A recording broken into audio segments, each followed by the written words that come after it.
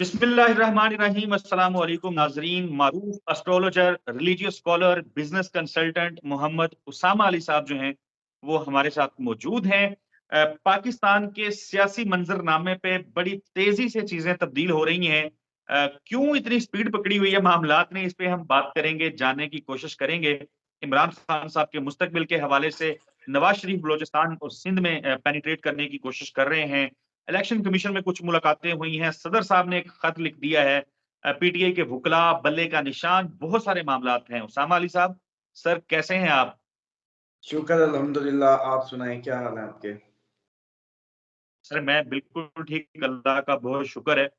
उसामा अली साहब, सबसे पहले सर मैं जानना चाहूंगा कि इमरान खान के वुकला, साइफर केस चल रहा है जाहिर है, उनके वुकला, उनके कानूनी टीम की इलेक्शन कमीशन में मुलाकात हुई।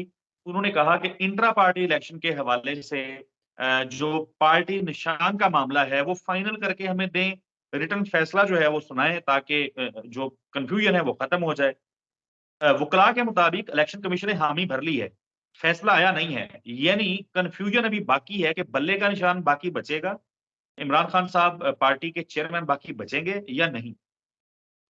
नहीं, ऐसा कुछ नहीं होगा, क्योंकि ये जो एक्चुअल जो नजर आता है वो कुछ ऐसे नजर आता है कि ये पार्टी भी रहेगी, निशान भी सलामत रहेंगे, चेयरमैन भी होंगे, लेकिन जैसे कहते हैं ना, इलेक्टिबल्स नहीं होंगे, वो रेस के घोड़े नहीं होंगे, उनको नहीं आने दिया जाएगा। बस इस तरह का कोई मौसम होगा।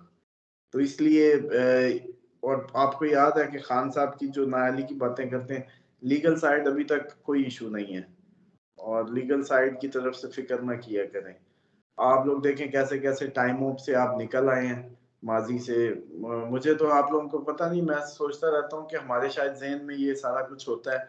आप लोग नाजरीन जो सुन रहे होते हैं वो चीज़ों को उस तरीके से याद नहीं रख पाते, या कि कहाँ मिलिट्री कोर्ट्स की मंडला रहे थे बादल, कहाँ 200 पर्चा, कहाँ से कहानी कैसी आ रही थी। आज तक कोई फाइनल वो नहीं हो सका, सिर्फ लिंगर ऑन टैक्टिस हो रही हैं।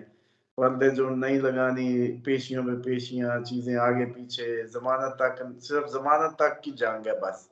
केस में कोई जान नहीं है कहीं भी। सिर्फ वो इसीलिए, किसी केस में जान होती तो ये करके परे करते, लेकिन ये जमानत पे अड़ा के बैठे हुए हैं। जैसे कहते हैं ना, जो किसी का भी मतलब एक वो है। तो लीगल साइड तो एज सच इशू नहीं होगा लीगल साइड का। उसामा अली साहब, आपने जो हमारी पिछली वीडियो थी एक, उसमें पेशन गोई की थी कि 9 और 10 नवंबर को इमरान खान के खिलाफ को बड़ी चाल चली जा सकती है। 17 तारीख तक इमरान खान साहब जो हैं उनको खतरात हो सकते हैं। एक हमले की भी आपने बात की थी। तो सुबह 9 है, ज़ाहिर है आज 9 शुरू हो चुकी हुई है, फिर 10 तारीख है। चाल किस किस्म की हो सकती है? मजीद एफआईआर की बात भी होती रही, तो जरा हाँ ये जी। भी नाजरीन। नहीं, ये देखें, ये इसके इसके कोई, इस टाइम खान साहब के ना पार्टनरशिप के भी मामला खराब हैं। पार्टनर का हाउस भी डिस्टर्ब हो गया अब इनके करीबी साथियों से, दोस्तों से, और ये पूरा अब ये एक टेन्योर है जो आगे तक डिस्टर्ब रहेगा। अब उस सिचुएशन में ये वाइफ से भी मामला खराब हो सकते हैं। अच्छा, ये जो चाल है, ये कोई भी करीबी भी ये लोग सारे इन्वॉल्व होकर वो कर सकते हैं। बाकी नई एफआईआर तो एक्सपेक्टेड है इन्हीं दिनों में, मतलब ये 10 से 15 के दरमियान में आपको पता चलेगा कि नई भी कर दी गई है। तो वो पॉसिबिलिटी है। लेकिन असल तो देखें, लाइफ थ्रेट इशू है जो 17 तक है। 17 को अगर वो ओवर हो जाता है खैरियत से, तो फिर बस ठीक है, फिर लाइफ थ्रेट वाला इशू नहीं है फिलहाल। ओके। उसामा अली साहब, सदर मुमलिकत ने लिखा है एक खत वजीर आजम पाकिस्तान अनवर अल हक काकड़ को, निगरान वजीर आजम अनवर अल हक काकड़ को, और कहा है कि तमाम सियासी जमातों को लेवल प्लेइंग प्लेइंग फील्ड जो है वो मिलनी चाहिए। एक तो ये बता दें कि क्या इस लेटर का कोई असर होने वाला है आने वाले दिनों में? लेवल प्लेइंग फील्ड की बातें होती रही हैं, कोई इम्कान है कि पीटीआई अपनी इलेक्शन कैंपेन कर सकेगी, लोग उतर सकेंगे मैदान में? असल में जाहिरन तो उतरना है, ज़ाहिरी तौर पे, अलामती तौर पे तो मुकम्मल लेवल प्लेइंग फील्ड होगी। ओके। लेकिन आपको याद है कि हम कभी ट्रिप पे या किसी ऐसे मौके पे दो दोस्त बड़े साथ बैठे होते हैं, तो वो कहता है अभी उठ के तू आ जा, वो कहता नहीं इसको जाने नहीं देना, तो वो पीछे से उसकी हम ना कमीज वो पकड़ के बैठ जाते थे और शो ये करते थे कि हमने तो नहीं रोका हुआ, तो वो कहते थे उठ के आ जा भाई, तो वो कहते थे हाँ हाँ जाओ जाओ जाओ, लेकिन पीछे से हमने पकड़ी होती थी कमीज। मुझे वो इस सीन से ना वो ज़हन में आ गया बचपन का सीन। तो ये कोई ऐसा सीन होगा कि दिखने में लेवल प्लेइंग फील्ड होगी, जाहिरन कुछ कह नहीं सकेंगे, लेकिन कुछ नहीं करने दिया जाएगा। कुछ नहीं करने दिया जाएगा। उसामा अली साहब, नवाज शरीफ साहब मुतहरिक हैं, आज वो ज़ाहिर है वैसे तो सजा याफ्ता हैं, उनको आला अदलिया सुप्रीम कोर्ट ऑफ पाकिस्तान झूठा करार दे चुकी है, खाइन करार दे चुकी है। लोअर कोर्ट से, एहतसाब अदालत से वो करप्ट साबित हो चुके हैं, सजा याफ्ता हैं, ताहयात नाअहल हैं। आज वो गए गवर्नर पंजाब बलीवर रहमान साहब को मिलने।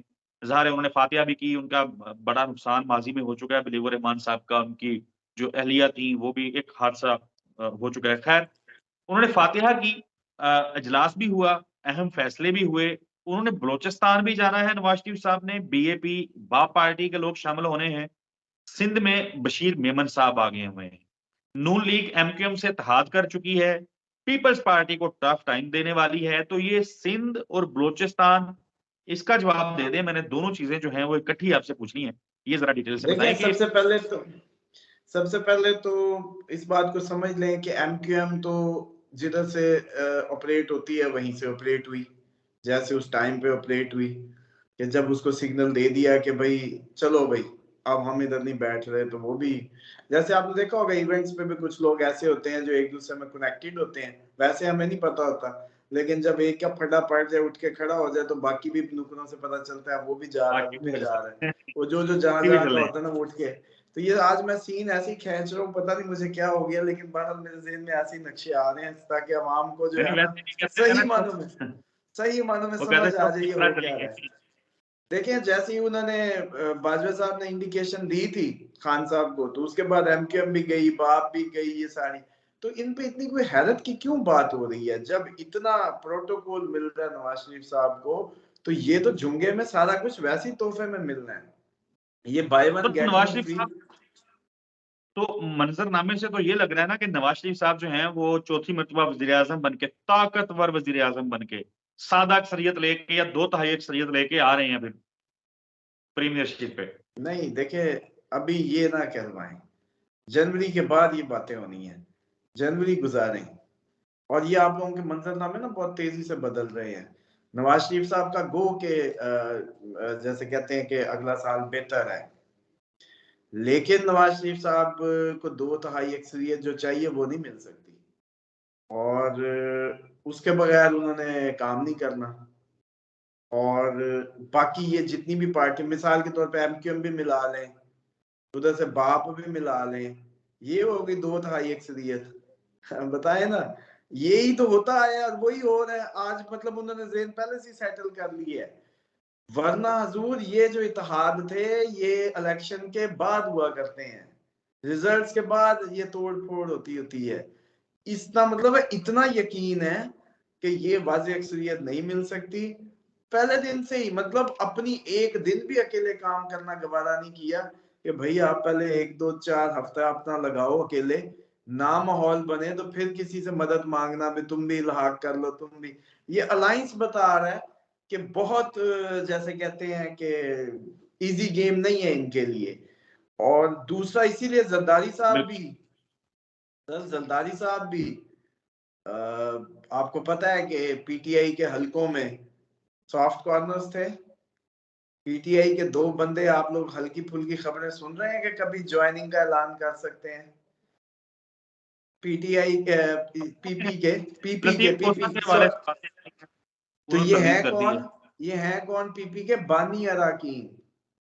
जी जी। अगर लतीफ खोसा को पीटीआई को बहुत अच्छा ओहदा दे देती है, जो कि एक्सपेक्टेड है, और कहीं एतजाज हसन भी आ जाते हैं और किसी बड़ी पोर्टफोलियो पे आते हैं, तो ये लोग क्या आपके ख्याल में पीपी से कोई नहीं बैठ के कुछ करेंगे?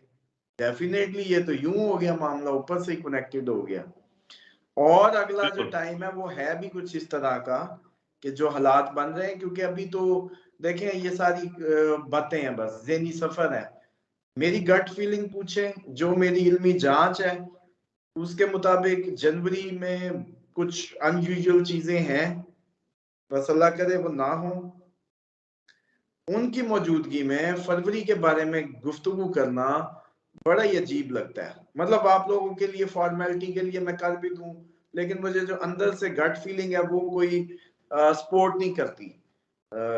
मतलब ये राइट। देखें ना, मिसाल के तौर पे मुझे ये पता चला कि जनवरी में यार बड़ा ही अजीबो गरीब नमूने हैं, जंग का खतरे हैं, अटैक्स हैं, लोगों का मतलब वो है ब्लास्ट होना है, तो फिर मैं फरवरी का इलेक्शन किधर से करवा लूं या उसको देख लूं या सोच लूं। बिल्कुल हम वो जो जनवरी वाली चीज है ज़ाहिर है उसका इंतजार करते हैं, वो ज़ाहिर है वक्त के साथ साथ आगे चल के उस पर बात करते रहेंगे। नाजरीन आपके वक्त का बहुत शुक्रिया, और उसामा अली साहब आपके वक्त का भी बहुत शुक्रिया। अगली वीडियो में मुलाकात होगी, तब तक के लिए अल्लाह हाफिज।